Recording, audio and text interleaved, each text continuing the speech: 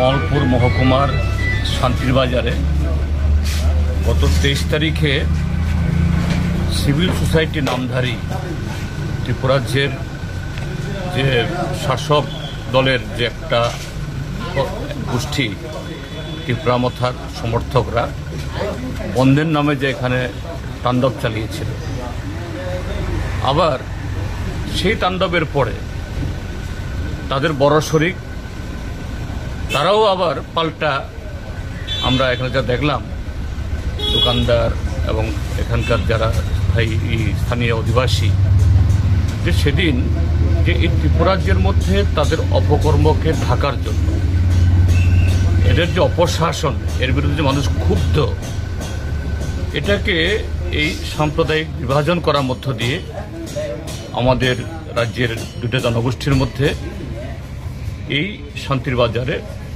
প্রথমত শুরু করেছে ত্রিপুরা মথার সমর্থকরা এই সিভিল সোসাইটির আড়ালে তাদের কিছু দাবি দেওয়ার নামে।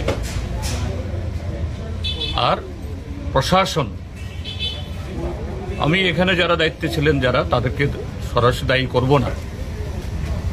প্রশাসনের যদি সেরকম যে এটা নিয়ন্ত্রণ করার জন্য সে সদিচ্ছা থাকত, শুরু থেকেই এই যে অল্প কিছু সংখ্যক যারা আইন ভঙ্গকারী এদেরকে মোকাবেলা করার জন্য, তাহলে এই ঘটনা হওয়ার কোনো প্রশ্নই ছিল না।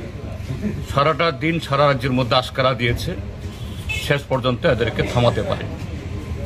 লুটপাট করেছে, আগুন দিয়েছে, সর্বশান্ত করেছে কিছু পরিবারের। এবং আমি এটা জানতাম না, আজকে এখানে এসে জানলাম যে এই প্রাথমিকভাবে যারা এই ধ্বংসাত্মক কাজ করেছে এরা তো করে গেছেই, আবার বড় শরিকের সমর্থকরাও এসে রাত্রেবেলা আবার লুট চালিয়েছে। অর্থাৎ এইভাবে একদিকে ত্রিপুরা মথার সমর্থকরা, আরেক দিকে ভারতীয় জনতা পার্টির সমর্থকরা। আর কে মার খেয়েছে, কার ক্ষতি হয়েছে? সাধারণ মানুষ। তারা সব দলের সমর্থক, কিন্তু সাধারণ মানুষ। এই হলো এই ত্রিপুরাজ্যের আজকের চিত্র। যাই হোক, প্রশাসন একটু সাহায্য করেছে, আমরা জিজ্ঞেস করেছি। হ্যাঁ, ঘর বাড়ি, তাদের মাল যেভাবে লুটপাট নষ্ট হয়েছে তার 100% ক্ষতিপূরণ হয়তো প্রশাসন দিতে পারবে না। যৎ সামান্য এটা এই আগুনের কুণ্ডলিতে একটু জল ঢালার মতো দিয়েছে, তো এটা দিয়ে কি করে তারা পুনর্বার সংসার দাঁড় করাবেন? তো আমি আমাদের পার্টির তরফ থেকে ইতিমধ্যেই কমলপুরের প্রশাসনের মাধ্যমে আমাদের দাবি তোলা হয়েছে তাদের পক্ষে। এটা আমি দেখে গেলাম সরেজমিনে। এর আগে একবার আসতে চেষ্টা করেছিলাম, তখন এসপি বললেন যে না স্যার, এখন যাবেন না, এই জন্য একটু দেরি হয়ে গেল।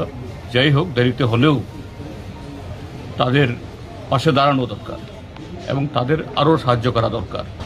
কারণ প্রশাসনের অপদার্থতার কারণে আজকে ঘটনাগুলি হয়েছে, কাজে প্রশাসনকেই দায় নিতে হবে। আমরা আমাদের পার্টি টিম এসছে, আমাদের পার্টির রাজ্য সম্পাদক সদস্য, আমাদের পার্টির আরেকজন নেতা রাধাচরণবাবু, সবাই চেনেন, আমাদের নেতারা তো আছেনই। যে শুধু আমরা দেখে গেলাম তা নয়, এটা সরকারের কাছে সরেজমিনে পুঙ্খানুপুঙ্খভাবে আমরা তুলে ধরব।